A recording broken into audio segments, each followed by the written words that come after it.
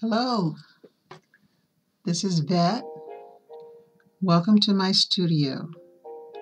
Today we're going to do a project that deals with watercolor painting. Here you'll see I have what's referred to as a watercolor palette. It has all the colors that you would need plus a mixing tray. But the main ingredient to activate it is water. So you will also need a small cup of water. In your kit, you'll probably have a brush. It's a round brush. This is a number 3, or you can use any size that you're comfortable with. The techniques that we're going to use is something called a wash. That's when you add a little bit of pigment, which is on your palette, and you're going to add water to it and create a nice, soft, even swish across your paper. This is called gradated, and this is called a flat wash. We're going to be using the back of our brush to make some scratches to create grass or weeds or bushes. You'll probably have also a crayon. It can be any color. The lighter the color, the less the color will show when you paint over it. And it creates a resist. And I'll show you how we're going to work with that. Okay. I am using a 9x12 sheet of paper that I have cut in half. Now, because you're working with watercolor, your paper will tend to shrink when it gets wet. And this is totally optional, but I like to tape mine down, and I'm using some masking tape so that when I add the water, my paper will stay in place. This is low contact tape. I'm going to put it on this side. What this also does is creates a border. When I'm finished with my painting, I am going to pull the tape off. So you don't want to rub it really hard. You want it to be just enough to hold it down so that as your paper begins to dry, it won't curl up in the center.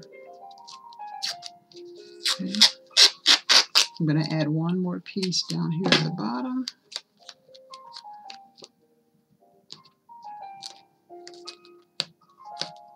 Pull that little piece off. And what we're going to do to paint today is going to be a sky at the top and ground at the bottom. And I'm going to be painting upside down so that the camera picks up as I am painting. But there's an imaginary horizon line that goes from here to here. So if you can visualize a line that separates your paper. When you're doing any composition, you never want to cut your paper evenly in half. This is your horizon line. You want to go a little bit above or a little bit below, because you don't want to split your composition completely in half. So I'm going to use, I'll start with my light color, and you may have yellow or orange or some light color. And I'm also going to put green on mine so that you can see it a little bit better. But normally I would even use white. So I'm going to have a larger sky than I am going to have the ground. When you are activating your paint, okay, you're going to take your brush, and you do not want to touch the paint. You just want to add a few little drops of water, and you're just going to squeeze a few in each of your colors. I usually put water in each one of mine because you never know, you might change your mind, and if you only have 2 colors that are wet, you won't be able to paint because the paint is dry until you activate it. Also, in the mixing area, I'm going to also squeeze a few drops of water. The beauty of working with watercolor is that you don't have to have a really, really dark color, but you can. And because you're adding water, that helps you to change the values. And we're going to be working a lot with values, just using a few colors. I'm going to put my tray over here so you can see. We're going to start with the sky. I'm going to wet my brush, but I'm not going to squeeze the water. And we're going to do what's called wet on wet. The paper is wet and my paint is wet. But right now, I am just painting with water. Back and forth, no particular direction, because I'm just painting with water and it's basically invisible. If you look slightly to the side, you can see where the paper is nice and shiny. Okay. You don't want to soak it down though. You want to make sure that it's absorbing the water but not leaving a puddle. Okay. So now what I'm going to do is I'm going to mix water and the color blue. I want a nice rich blue color. Lots of water because I'm going to be painting all in this area. But I don't want it to be super, super dark. Add a little bit more. Now I'm just going to paint very quickly. And as you can see, as I'm putting my color down, it's starting to spread, or what they call bleed. So very quickly, and I'm painting back and forth. I'm not just going up and down, I'm painting horizontally. And I'm staying only in the wet area. Because we have that crayon mark there, that's going to help some of the paint resist going in that area. You can always put a piece of tape across there, but when you use anything that is wax-based, it really helps to stop that water from moving any further. Okay. I want to get it nice and wet, put just some direct paint on there, back and forth, until I have all the area completely filled in. Okay. All right, now I'm going to take my paper towel and I'm going to crumble my paper towel. I don't want the area to be flat like this because we're going to make clouds. I want to crumble it so that I have all these different layers and textures within the paper towel itself. And I'm going to blot the color. That means I'm going to press, I'm going to lift. Turn it around this way and lift. Don't just go across the sky because, as we know, clouds do not form that way. I'm going to open it up, crumble it again to get another shape. Maybe use the edge of it. The more I press in one area, you'll notice that it gets lighter and lighter and lighter. Open it. And maybe there's some clouds over here. And I'm turning my paper towel back and forth so I get some really interesting shapes. Again, we don't want to look like cotton balls. But we don't want to take out all of our color. This is where our values come in. We'll have a light blue, a medium blue, and some dark blue. I'm going to lift some of that color there. I'm going to let that dry. Once you're satisfied with your shapes, again, we're not trying to get rid of all of our color, just some of it. I'm going to let this part dry. I'm going to rinse my brush, wipe off a little bit. Now at this point, I want to think about how my land is going to be shaped. So we're going to have a road that comes down in this direction toward the bottom of your paper. But we don't want just a straight road. If we make a straight line, it'll look like a lollipop sky. We want the road to turn. So it's going to be small up here and big down here. So I'm going to wet my brush, and I'm using a darker color now. Come over here to my palette, wet my brush just a little bit, and then I'm going to think about, okay, so I'm going to go right across here very lightly. I'm just kind of sketching with my brush. And I'm going to make a shape that looks like this. Again, small part of my road here, large part of my road here. So while I have this color on my brush, I'm going to come back and do a wash.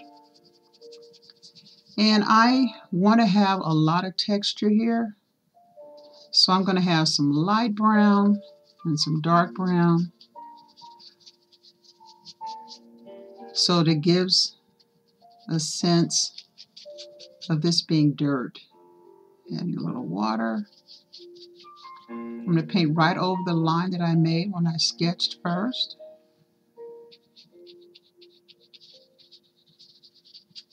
Very gently.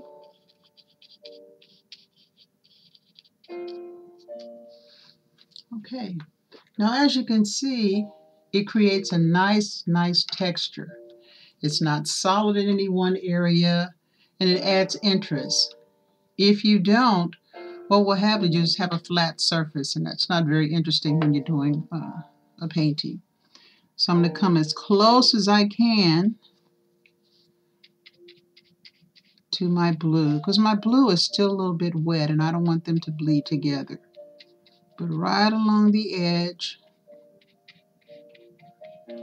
where the land is almost touching.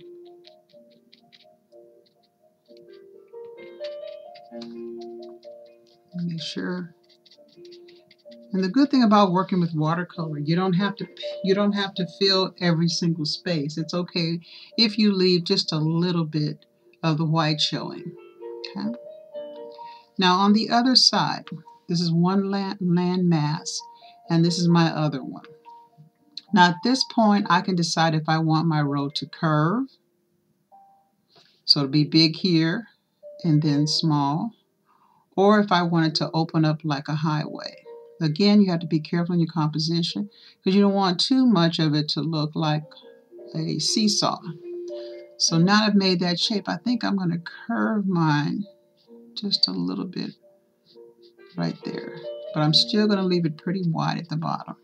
Kind of like that better. I like that shape better.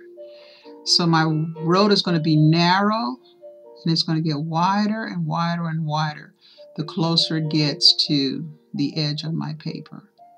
So very lightly, I think I'll start small and then get wider and wider and maybe come around that way.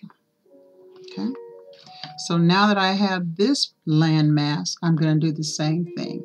I'm going to add a little water to my brown, and then I'm going to paint this in using that same technique. I'm just going to swirl around,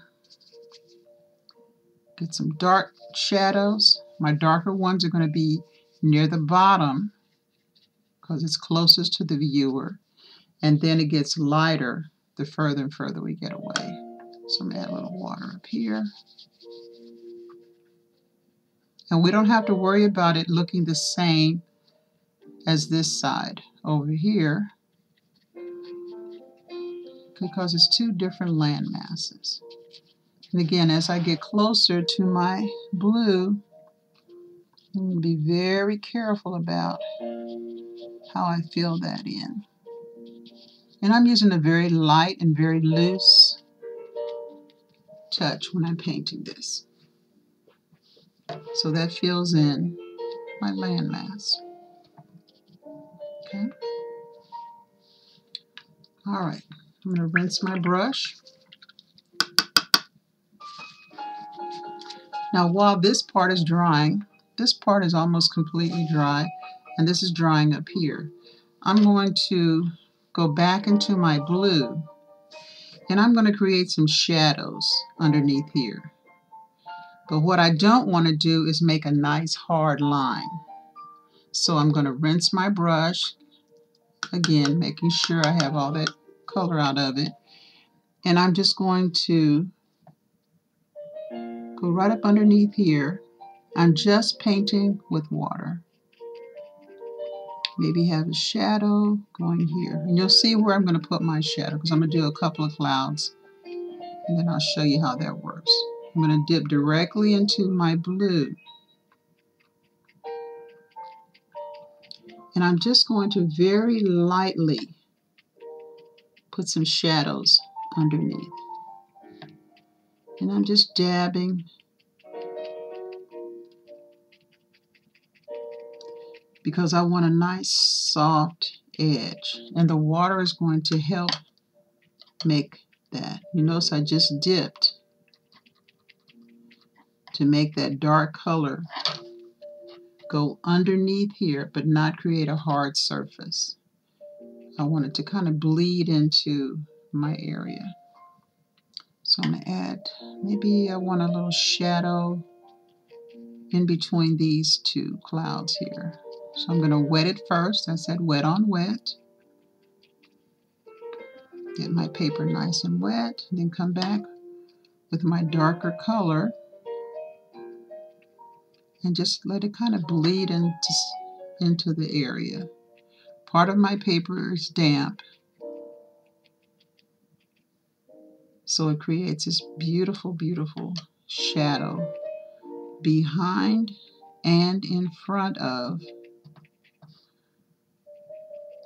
my cloud. I'm going to bring some of this dark over here. Maybe there's some underneath here. My brush has lots and lots of water. And as you can see, you don't need a lot of paint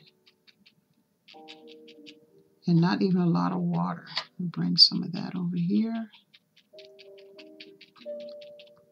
This also helps to define the shape that I'm making. Got a little puddle, so I'm going to bring some of that over.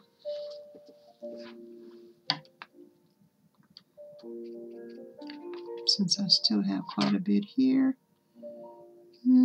maybe separate out this cloud. Make a little shadow behind that one. Pull some of that over. And you can decide how much or how little. And you'll notice that the color that I'm using is just one color, but look at the different values. I have light blue, I have dark blue, and I have a medium blue. And all this is controlled by adding water. Okay, now I'm going to rinse my brush. Squeeze it gently. Don't pull your brush, you just squeeze it gently. And to keep my point, I just reshape it. Okay. Now I'm going to dip into my green. Now my green is really wet. But what I want to do is make a little bubble. I'm going to put a little bubble right here by tapping.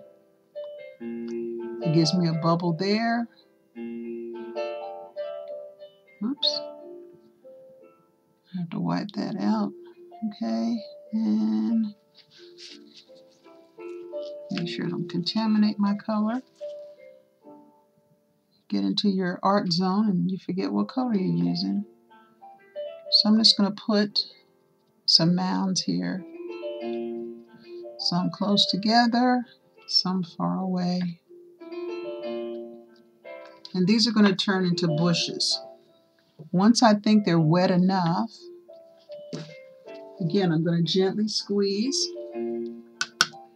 rinse and squeeze, and then I'm going to use the back of my brush. And I'm going to scratch. I'm pulling up.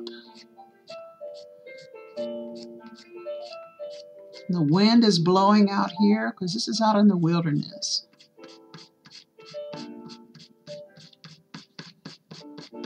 So some of that brown is showing through. But then I've got this beautiful grass and weeds. I'm going to pull these together.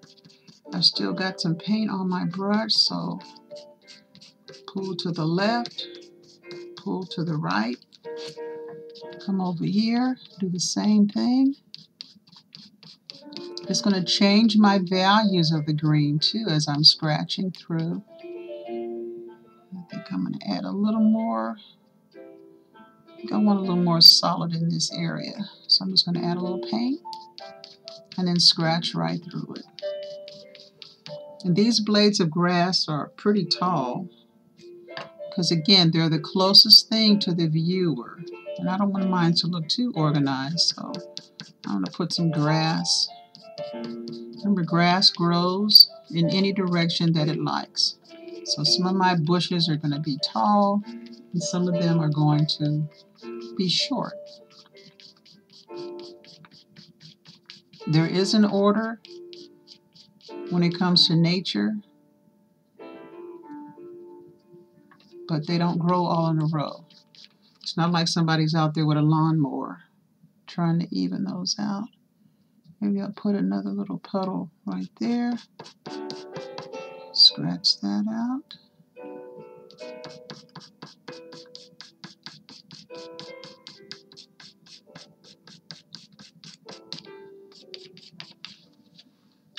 Okay. I'm going to rinse out the end, both ends actually, and squeeze. Probably use another paper towel. Gently, gently, gently squeezing. I'm going to reshape it. And right on the edge, you can use either edge of your brush. I'm going to go into the red because I'm going to make some little tiny dots. And I'm just going to randomly put, and I'm not pressing very hard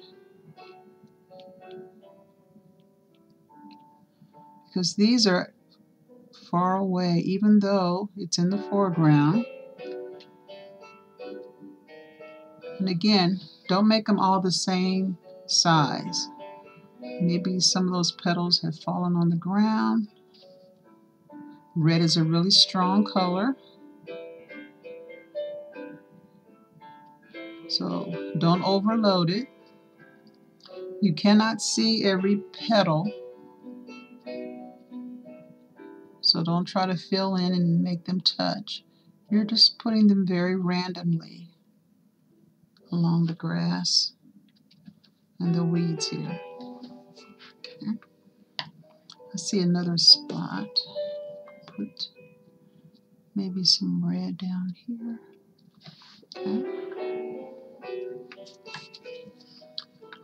Rinse my brush. And again, the wind is blowing, so your grass should not all be standing still like nothing is happening. You want to show some kind of movement.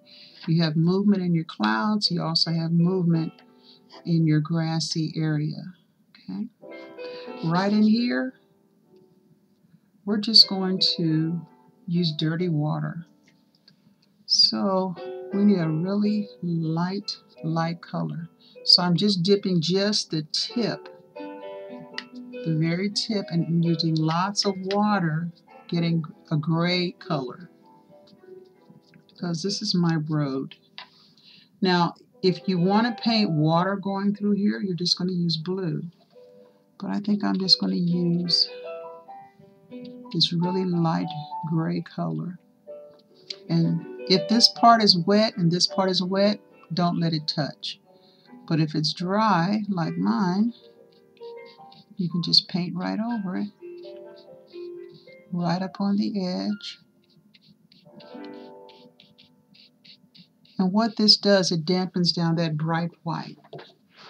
Even though if our road was white, you'd still add just a little bit of a shade. Right along here, I'm going to bring some of this, I'm going to call my dirty water, right along here. And again, I'm not going to make it even because again, it's far away. This could represent some trees back there.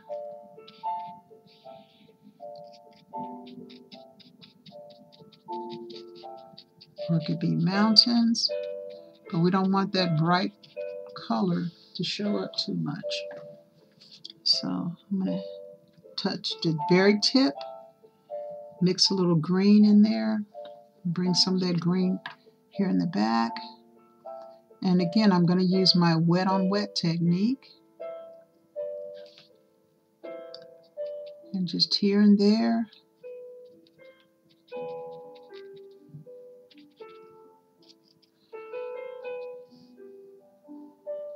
Add a little darker. Oh, that's really dark. Better check it before I paint. There we go. So those are going to kind of blend together. I'm using some of that dirty water so that my green isn't really bright. But it's very vague back here. I'm going to darken that just a little bit.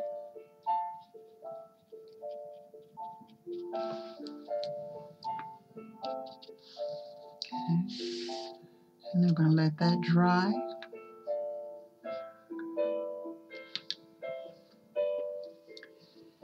Now up here in the sky, whenever I am doing any kind of painting, I have to, at least I feel it's important to put something living. Yes, trees are living, grass is living, but I always like to put a bird in my picture. This bird is very far away. I'm going to use very little water because I want it to show up. You can use black or you can use blue. I think I'm going to use a combination of both. And the shape that I'm making, I'm using the very tip of my brush. It looks like a check mark, like that. That's the shape that we're going to make. But I want very little water. I want mainly pigment, mainly color. And I'll find a light area. Let's see. Maybe have some birds since this is kind of an empty spot.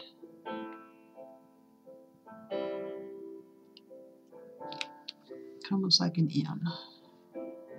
And maybe another one here. And another one over here. And we're going to follow the rule of 3, and that's usually a painting thing that we do. But these are 3 birds, and they're the scouts. And what they're doing is they are looking for food, water, place to stay, and all these other little tiny dots, those are other birds, but they're way in the back. So we can only really see, and again, they need to be teeny tiny, far in the back. And they're leading the flock. The further you go up, the smaller the dots are. You don't want to make it look like polka dots, but you do want to have a sense that these are the scouting birds and all the rest of them are followers. Okay? Okay, I think that's all I'm going to do for this painting. Now I'm ready to take off my tape. So very carefully, I'm going to pull.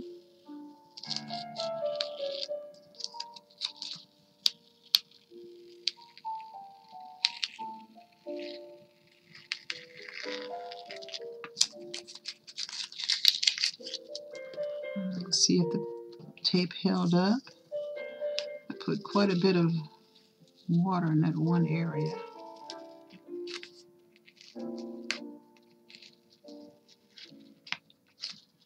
And it's usually best to wait, but I'm anxious. I'm anxious to see how it's going to turn out. Let it dry and then pull it off, but I can't wait to see how it looks. So gently pull this way. If it doesn't come off easily, stop. Don't just keep pulling. You pull from the other direction.